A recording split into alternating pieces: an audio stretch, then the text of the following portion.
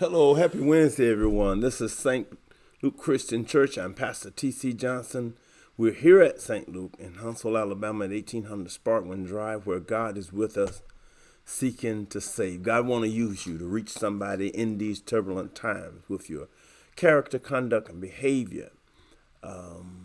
Not being panicked in a pandemic, still praising, not having your prayer paralyzed by the predicaments that you have to encounter, that we are encountering as a nation and as a world, as a people.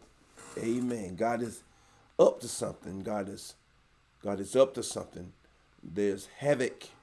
There's loss of construct when it's necessary for change. Amen. So many of us want change, but we want to stay in the old constructs. Amen. And when God determines change is going to happen, constructs have to fall. And it seems terrible and it's often turbulent. Amen. I remember being going through some tunnels up in Pennsylvania, traveling from the East Coast in the D.C. area over to through Pennsylvania into Ohio on the sides of cliffs, tunnels, long tunnels going through mountains. Beautiful when I traveled through, but as I stopped one place and discussed how beautiful looking off the side of the mountain and out over the endless skies at the same time, and how those tunnels were, built and so steady and long. The gentleman said to me, he said, it took a lot of dynamite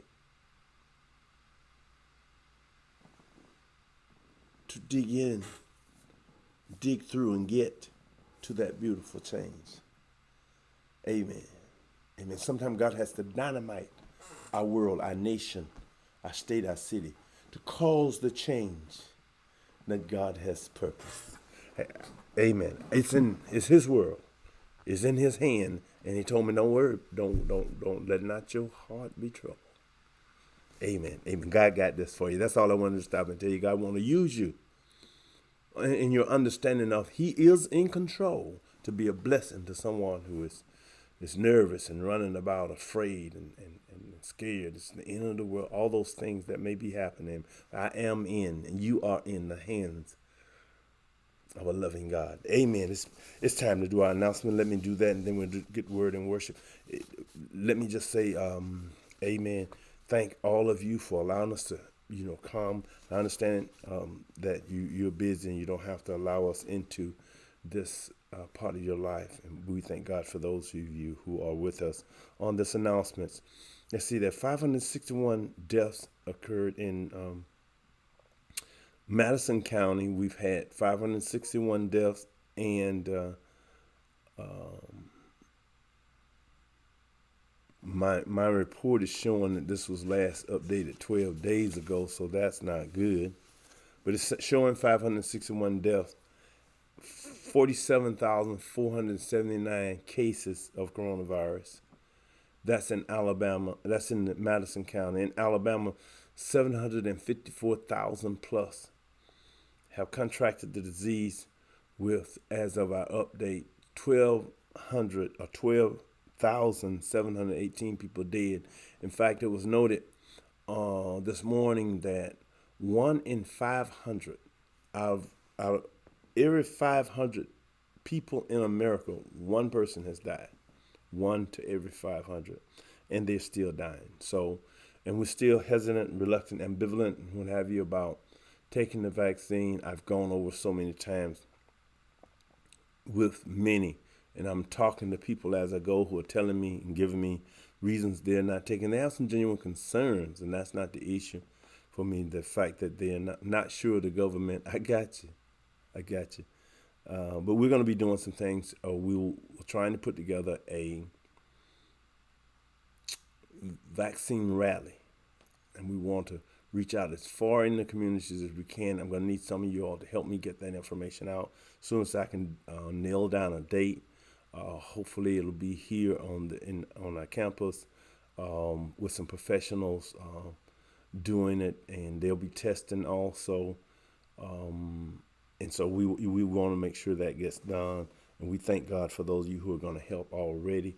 It may be around Men's Day. So, brothers, I hope y'all will get ready because Men's Day is next month. Hopefully, you're in the planning. Get me some information real soon so I can give out information about what we'll be doing for Men's Fellowship Month when we celebrate our brothers. Let me move on here. I want you to remember for our seniors who've signed up for the meal and or college students signed up for the meal, please come by and pick them up. You can start picking them up. I think it's between 11:30 or 10, 11 and 12. 11 and 12. So you can start picking. I'm not so sure of that, so you might want to call and ask, what time do I pick up the Sunday meal? And notice that the only time we don't have a Sunday meal is when there's a holiday close to that weekend, either Friday or Monday. When those days occur, we normally don't prepare. So please, please, please, if you signed up for a meal, we prepare it for you. We prepare the meals that signed up for. If you can't come to pick it up, be sure you be nice enough to call and say, I won't be able to pick it up today. And if it's because of transportation, we may bring that meal to you. All right, so be blessed. Keep Brother Mingo Ponder, Sister Michelle Woods, Sister Devance, Sister Pat Flowers, bless her. Mother Tiny Ellison, keep her in your prayers. Brother Charles Hall, Brother Fletcher, Nathaniel Fletcher, and his mom, be sure you lift them up in name. Let the Lord know, Lord, lay your hands on them. And then I want you to keep Sister Tamisha Cunningham. I think about it. I've been thinking about this and speaking with her early, and she said, share with you all. I've been thinking about this. It must be really rough to at one time have the bodies of 3 loved ones in one morgue due to COVID, or and the not inoculating soon enough. Keep her in prayer. Keep Sister Cunningham family, and the family of her in-laws. Keep them in prayer. Sister Veronica Thomas transitioned, and keep Sister Kara Thompson and that family in prayer. The funeral will be in Birmingham. It will be 12:30 on Saturday. Keep Sister Kara in your prayers for the loss of her mother, Sister Veronica Thomas, who we have been praying for, and who fought a good fight. Amen.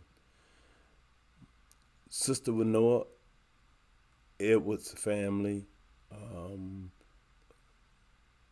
She's the Sister Michelle Duncan Richardson. Sister Winoa transitioned due to COVID. You all keep Sister Michelle Duncan Richardson in prayer. Sister LaJoyce Gunn lost her daughter Jasmine. Sister Gunn lives in Anderson now. But we thank God that, we can reach out and tell her that we are praying for her in the loss of her daughter. Amen. Amen. Amen. I want you to keep in mind that we are still virtual worshiping. We are still not coming in person. I need you to practice being careful. I need you to practice safe habits. I need you to please wear your mask indoors and wherever you may be suspicious. And that's the way I do it, I can't tell you, someone may look like they have something. If I'm a person was coughing in the aisle down a store, I just couldn't go down there right then and shop. I had to go someplace else and, shop around, because I'm trying to be careful. And I wear my mask. I don't care who doesn't wear their mask. I wear my mask. Yes, I've had both shots. I wear my mask because I don't want to catch it, not know I have it, and transfer it to someone or a grandbaby. God help me, Jesus. So yeah, I have to be careful. I have grandbabies. All right, so I want you to be careful. Listen, talk to your loved ones. When you getting those phone calls, and people like, did you get the shot? And listen to see what reason they give for it. I want to help you with it. If they say they don't trust the government, let them know that this is not the old days that you're talking to, especially these are blacks normally, talking about they don't trust what the government is putting in stuff. There are a whole lot of answers to that. One is we fought civil rights to ensure that we would not be used as guinea pigs for the services of others in the United States. That the likelihood of that happening at government level is almost impossible. The likelihood of someone in a doctor's office, that's different. But right now, saying that you don't trust the government, and the government is putting trillions of dollars into this, or millions of dollars in this, doesn't make sense. They're trying to save us this time. To say you don't know what's in the drug, I was talking to a physician about it earlier. And the truth is, if they tell you what's in it, you still wouldn't know what's in it. Most of us. Because I can't even pronounce some of the stuff. It's RNA. For those who say it's messing with my DNA, it's changing genetic order, that is absolutely unfounded. It's an RNA developed drug to fight against this virus. Some said it's made from fetuses, aborted fetuses. That too, as it relates to Pfizer and Moderna anyway. I'm not sure about Johnson, but that's not true when it comes to those two. All right? When someone tell you they're putting a chip, they want to put a chip in you, control you. There are a number of ways to go on that. A number of things to think about. First of all, why put a chip in you when they can give you a commercial that controls you anyway, cause you to go buy another phone, another car, another house, another this, another that? That's capital's way of controlling you on the commercials that you sit and watch over and over again and figure out you need something that you don't really need. They tell you need it. That's control. Why should anybody put a chip in you if you avoid of secretive information that may be valuable or anyway? Yeah.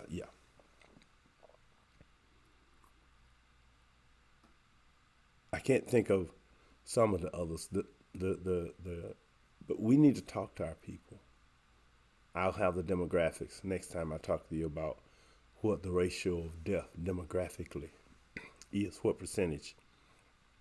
So listen, but we're getting ready for word and worship. Be sure to encourage your loved one to try to take care of themselves. Now, if they don't do it, it's on them. This is Pastor Johnson, St. Luke Christian Church. See you again in a few minutes. Word and worship.